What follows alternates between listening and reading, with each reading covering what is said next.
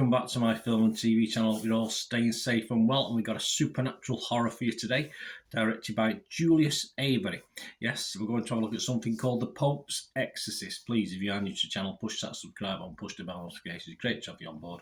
All things film and TV, of course, reviews, information, vlogs, the odd quiz thrown in on special occasions, stuff like that. It'd be great to have you on board. And if you are pushing buttons, if you can help me get, it's not a big target, help me get sort of 10 likes, thumbs up, 10 to 15 if you can. Nice to get 10, and if you can do that for me, I'd be very, very grateful. Yes, The Pope's Exorcist, a 15 certificate. Yeah, probably reasonable. 103 minutes. I felt a little bit long at times. Supernatural horror directed by Julius Avery, as we said, and it stars Russell Crowe as Father Gabriel Amorth. Yes, it is based on true events, a true character in history. The film also stars Daniel Zavato, Alex Esso, and Franco Nero. All these comments today I'm going to give you from other people as well as my own. It's all about other people's opinions as well, not just me.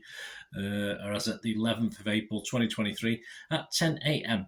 Internet Movie Database, Joe Public, yeah, almost 2,500 scores and reviews have been left, and it's averaging 6.2 out of 10. So just clung or dragged itself over that little watchable figure I like to see of 6 out of 10. And what's it about? Well, it's inspired by the actual files, as I said, of Father Gabriel Amorth, the chief exorcist of the Vatican. The Pope's Exorcist follows Amorth as he investigates a young boy's terrifying possession and ends up covering a centuries-old conspiracy that the Vatican has desperately tried to keep hidden. Not when Russell's about, you can't.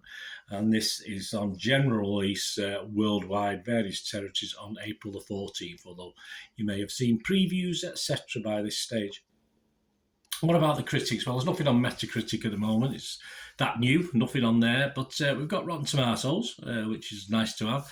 And yes, it's just below that magical 60%. Only 59% of their 22 critics so far have actually rated this as a positive, and it's getting an overall rating of just 5.5 out of 10. So a bit disappointing for something that I personally was looking forward to watching. That's 13 fresh reviews and 9 rotten. So say just about edges the positive rather than the negative. And some of the comments, Empire Magazine's Catherine Bray said, "It's not just the demonic possession victims whose eyes will be rolling back in their skulls. None of this should work, really. And yet the film just about gets away with it, proving the Lord truly does move in mysterious ways." Daily Telegraph here in the UK, Tim Roby said, "Asmodeus is not particularly scary at any point. One or two little goosebumpy moments, but nothing more than that. The Agents of Darkness having an off day in that department, but the film sometimes finds an enjoyably silly sweet spot." Then a couple of freshies. What about a couple of rottens? Well, just to balance that up. The Guardian's Mike McCahill said, "Crowe is by far the film's strongest suit." He is, preempting some of our gigglier responses and mitigating against some of the material's flimsiness. Yep, don't totally disagree with that. Guy Lodge from Variety magazine website said, "If this hysterical hat work has any soul at all, Crowe just about saves it." So a lot of credit to Russell Crowe, and I'm not going to go against that. My scores on this, if it was Rotten Tomatoes, it would, I say we've only got fresh and rotten, haven't we? So it would be fresh. I would give it fresh on Rotten Tomatoes. As far as Metacritic, obviously they go on positive, mixed and negative with the score. It would be mixed. And Internet Movie Database, yes, if I was put a score on there, I would, and it's only just this, I was hovering at 5.5, but I think because of the presence of Russell Crowe, I'm just going to give this a 6 out of 10 because it was okay. It was all right. It was fine. It was, more Russell Crowe. If he hadn't been involved, perhaps, and enjoyed his cast as the father, it may have got near a 5, but I will give it a 6 out of 10. So, yeah, a little bit higher than I was sort of argued with myself over that one.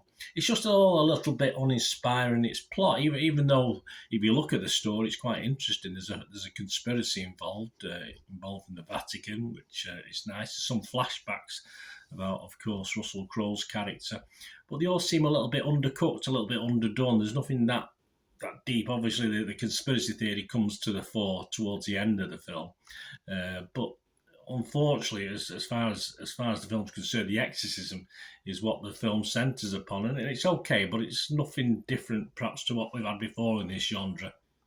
certainly as far as that exorcism is concerned. As I said, it did give you a bit of goosebumps on one or two things, but yeah, it just made me want to go back and watch the original The Exorcist, which I've not watched for a long time now. So it just really made me want to go back and watch that, which could be a good thing, could be a bad thing. I think more or less a bad thing for this, because I was a little bit disappointed. Anyway, let me know what you think, guys, if you get to watch The Pope's Exorcist. See what you think of it. It'd be great to hear from you, or anything to do with film and TV. Just give us a shout. Thanks for watching, guys. Till we meet again. That's one thing, don't I? Please stay safe, everyone. Bye for now.